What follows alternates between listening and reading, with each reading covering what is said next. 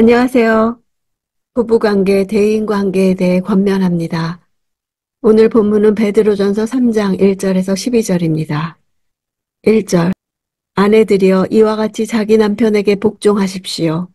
이는 말씀에 순종하지 않는 남편일지라도 말이 아닌 아내의 행실로 인해 구원을 얻게 하려는 것입니다. 이와 같이는 지금까지 말한 인간 위에 세워진 모든 제도를 주를 위해 순복해야 하는 것과 마찬가지로 아내도 남편에게 순복해야 한다는 뜻입니다. 그리스도인 아내들이 불신 남편에게 복종하는 행동이 앞장에서처럼 하나님을 두려워하는 신앙에서 나오는 행위로 자기 남편의 됨됨이와는 상관이 없이 이루어져야 합니다. 순복해야 하는 첫 번 이유는 가정 내에 두신 하나님의 창조 질서를 따르고 유지해 나가기 위해서입니다.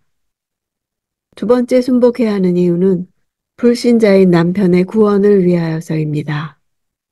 구원을 얻게 하다에서 얻다는 것은 장사하여 이익을 남기다라는 뜻도 있는데 아내의 순종적 행위를 통해 남편을 얻는 유익을 얻을 수 있다는 것입니다. 원독자들이 살던 소아시아 지역의 교회에는 그리스도교 신앙을 아내가 먼저 받아들인 경우 가부장적 규범이 엄격했던 당시 사람들에게 아내가 남편의 종교와 다른 종교를 받아들인다는 것이 용납되기 어려웠고 이로 인해 그리스도인 아내에 대한 이교도 남편의 핍박이 뒤따랐던 것입니다. 이에 대해 정면으로 반박하거나 이혼 등을 권하는 자들도 있었습니다. 베드로는 그것이 성경이 가르치는 창조 질서를 파괴하는 것일 뿐 아니라 남편을 구원으로 이끄는 기회를 스스로 차단하는 것이라고 말합니다. 3절. 여러분은 머리를 따내리거나 금장식을 달거나 옷을 화려하게 차려입음으로 외모를 단장하지 말고 베드로가 금지한 것은 외모로 단장하는 것입니다. 당시 로마의 귀부인들은 머리를 꾸미고 금장식과 화려한 옷에 큰 가치를 두고 살았으나 그리스도인 여자들은 세상과 다르게 하라고 말합니다.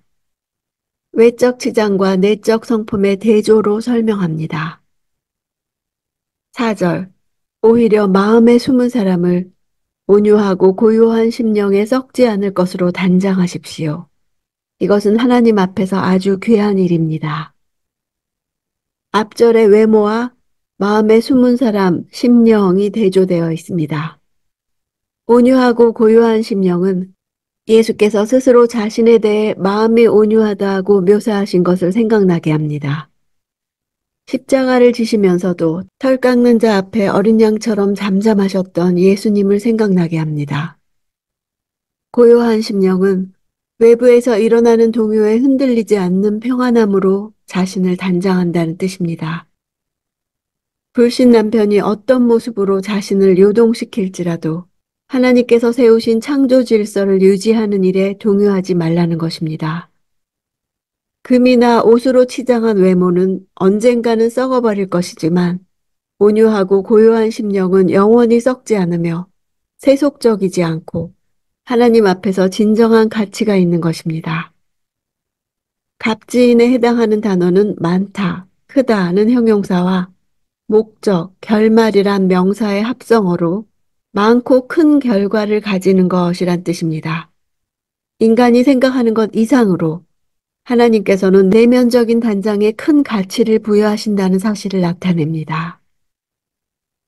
6절. 이는 사라가 아브라함을 주라 부르며 그에게 순종한 것과 같습니다. 여러분은 선을 행하고 아무리 무서운 일에도 두려워하지 않는 사라의 딸들이 됐습니다.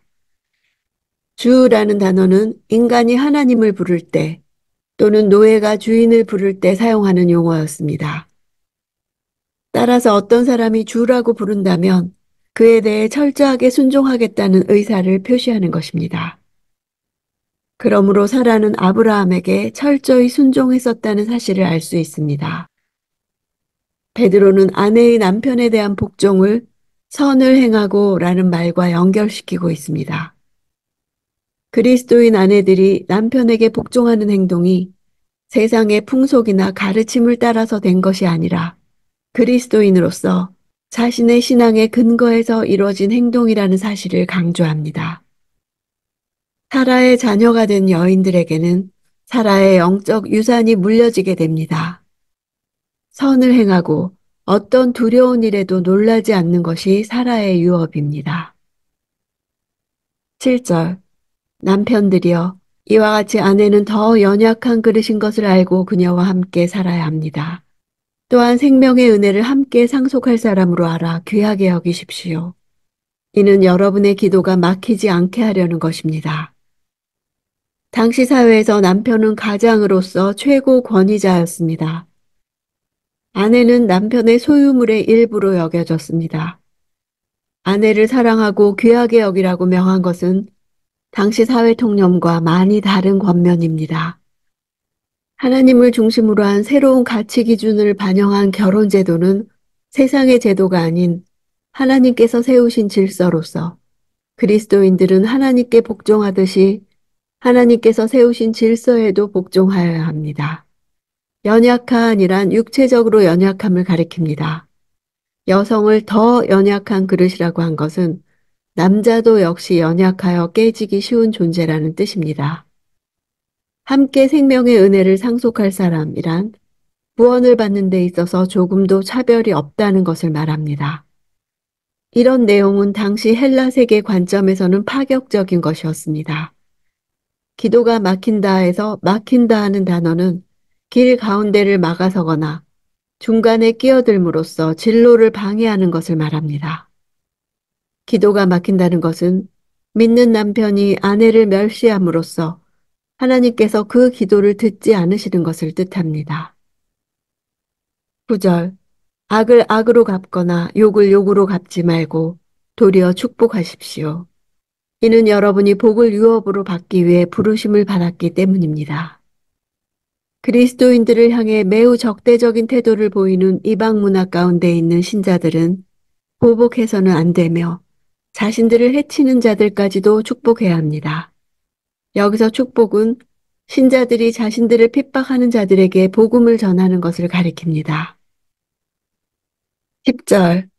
그러므로 말씀하시기를 누구든지 생명을 사랑하고 좋은 날 보기를 원하는 사람은 혀를 금해 악한 말을 하지 못하게 하고 입술로 거짓을 말하지 못하게 하며 시편 34편 12절에서 16절을 인용했습니다. 생명에 해당하는 헬라어 조에는 영원한 생명을 의미합니다. 따라서 생명을 사랑하라는 것은 영원한 생명을 사랑하라는 뜻입니다. 좋은 날 보기를 원하는 것은 다가올 내세에서의 삶을 의미합니다. 혀를 금해 악한 말을 하지 못하게 하라는 것은 단순히 욕이나 나쁜 말을 하지 말라는 정도의 권고가 아닙니다. 그리스도인들이 박해에 직면해서 하나님의 구원 계획 전체를 부정하는 악한 모습을 말로써 보일 수 있기에 어떤 경우에도 그런 악을 행하지 말기를 권고하고 있습니다. 입술로 거짓을 말한다는 것도 박해에 직면해서 그 고통이 너무 극심할 경우에 하나님의 살아계심마저도 부정하면서 다른 사람들의 신앙을 흔들리게 만들 수 있기 때문입니다.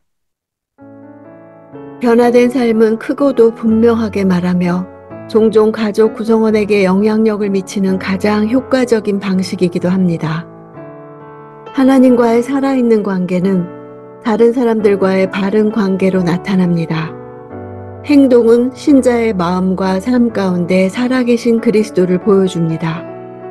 하나님 나라 안에서 우리는 자신이 배정받은 자리를 산수해야 합니다. 나를 부르신 삶 속에 하나님의 목적과 방향과 종착점이 있습니다. 상대를 존중하지 않는 사람은 제대로 기도할 수 없습니다. 왜냐하면 자신이 기도의 걸림돌이기 때문입니다. 마지막 때 어떻게 살고 있는지는 내 입술의 말을 들어보면 알 수 있습니다. 오늘도 주의 눈이 나를 향하시고 주의 귀는 내 기도에 기울이심을 생각하며 살기 원합니다.